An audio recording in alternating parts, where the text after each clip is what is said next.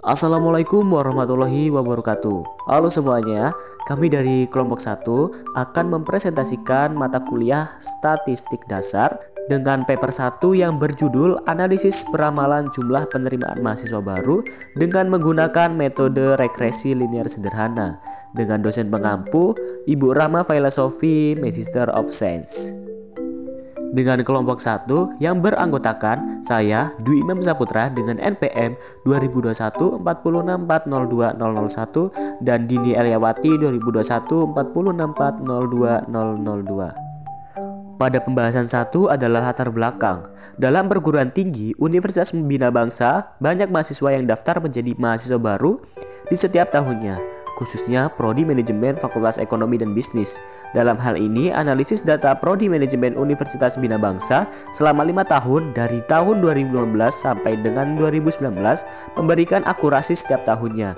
Pada penelitian ini adalah bertujuan untuk melakukan perkiraan untuk mengetahui banyaknya jumlah mahasiswa baru pada Prodi Manajemen Fakultas Ekonomi dan Bisnis menggunakan metode regresi sederhana linear, sehingga dapat diketahui jumlah mahasiswa baru di masa yang akan datang. Yang kedua, tujuan penelitian. Penelitian ini bertujuan melakukan perkiraan untuk mengetahui banyaknya jumlah mahasiswa baru pada Prodi Manajemen Fakultas Ekonomi dan Bisnis di Universitas Bina Bangsa selama 5 tahun dari tahun 2015 sampai dengan 2019 menggunakan metode regresi linear sederhana. Yang ketiga, jenis penelitian. Penelitian ini menggunakan jenis metode kuantitatif karena metode ini dapat digunakan untuk meramalkan banyak mahasiswa yang mendaftar menjadi mahasiswa baru di setiap tahunnya, khususnya Prodi Manajemen Fakultas Ekonomi dan Bisnis. Dalam hal ini, analisis data Prodi Manajemen Universitas Bina Bangsa selama 5 tahun dari tahun 2015 sampai dengan 2019 memberikan akurasi setiap tahunnya. Untuk mengetahui banyaknya jumlah mahasiswa baru Prodi Manajemen Fakultas Ekonomi dan Bisnis menggunakan metode regresi linear sederhana sehingga dapat diketahui jumlah mahasiswa baru di masa yang akan datang. Yang keempat, populasi. Populasi penerimaan mahasiswa dari tahun 2015 sampai dengan 2019 bisa dilihat di dalam tabel tersebut.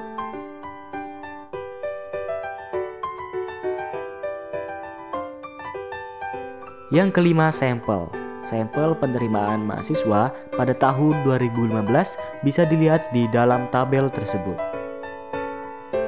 Dengan jumlah keseluruhan 6.215. Yang keenam, teknik sampling. Teknik pengambilan sampel pada penelitian ini menggunakan probability sampling karena metode ini memberikan seluruh anggota populasi kemungkinan atau probability atau kesempatan yang sama untuk menjadi sampel terpilih. Dan yang ketujuh, variabel penelitian. Variabel penelitian yang digunakan adalah variabel independen dan variabel dependen. Materi selanjutnya adalah tentang uji statistik yang digunakan, di mana terdapat kajian teori. Untuk mendefinisikan statistika, statistika itu sendiri menurut Sujana adalah ilmu yang terdiri dari teori dan metode yang merupakan cabang dari matematika terapan, dan membicarakan tentang bagaimana mengumpulkan data, bagaimana meringkas data, mengolah dan menyajikan data, bagaimana menarik kesimpulan dari hasil analisis, bagaimana menentukan keputusan dalam batas-batas risiko tertentu berdasarkan strategi yang ada. Selanjutnya, ada analisis peramalan. Analisa peramalan adalah cara memperkirakan apa yang akan terjadi pada masa mendatang secara sistematis dan pragmatis atas dasar data yang relevan pada masa lalu. Penentuan periode waktu peramalan tergantung pada situasi dan kondisi aktual dan tujuan peramalan. Periode waktu yang biasa digunakan seperti harian, mingguan, bulanan, semesteran, dan tahunan. Semakin jauh periode mendatang yang akan diramalkan, maka hasil ramalan akan semakin kurang akurat. Adapun tipe-tipe dalam ramalan metode kuantitatif dikelompokkan menjadi dua, yaitu yang pertama, time series model, di mana time series model ini peramalan secara kuantitatif yang menggunakan waktu pada serangkaian data-data berurutan yang beranjak sama.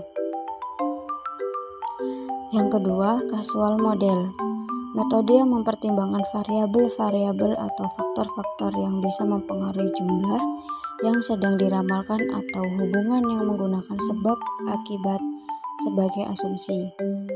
Selanjutnya, metode regresi linier sederhana.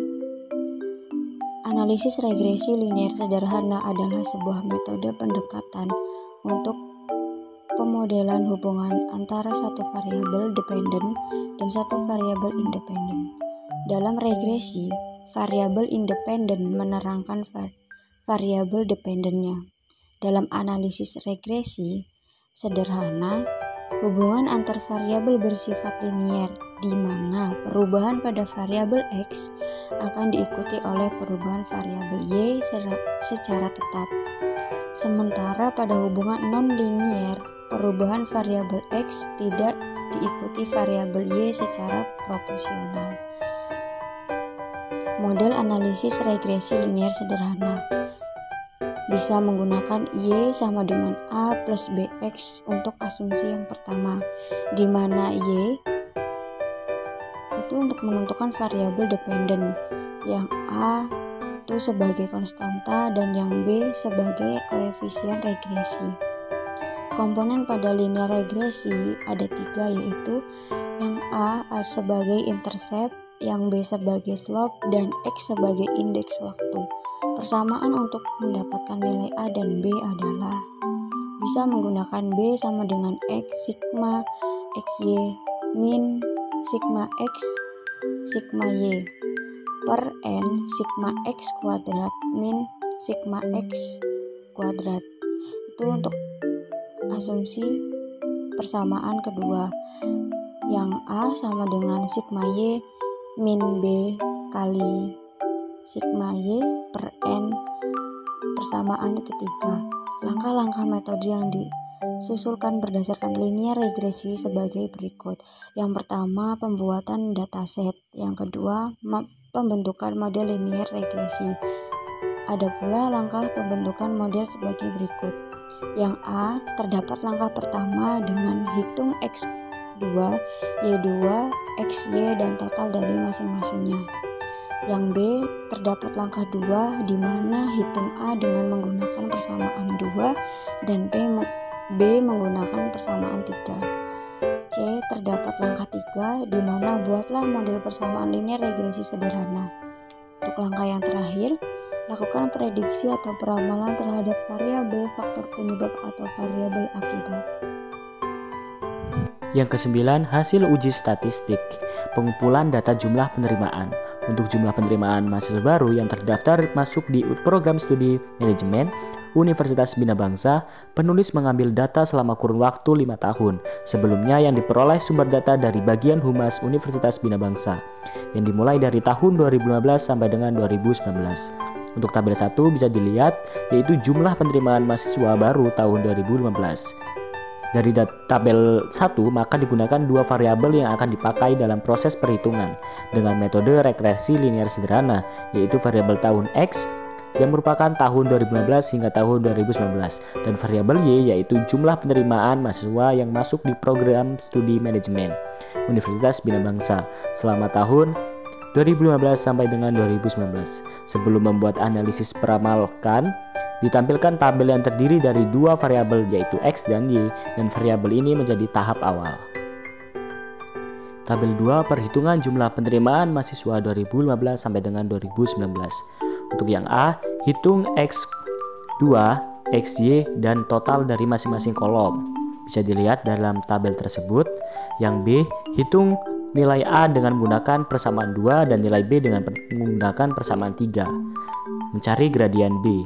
Untuk rumusnya seperti yang dijelaskan tadi, sehingga menghasilkan min 365,200. Itu untuk mencari gradian B. Sedangkan mencari gradian A dengan rumus yang sama, yang menghasilkan A sama dengan 2338,600. Untuk yang C, buat model persamaan regresi linear sederhana dengan menggunakan persamaan 1.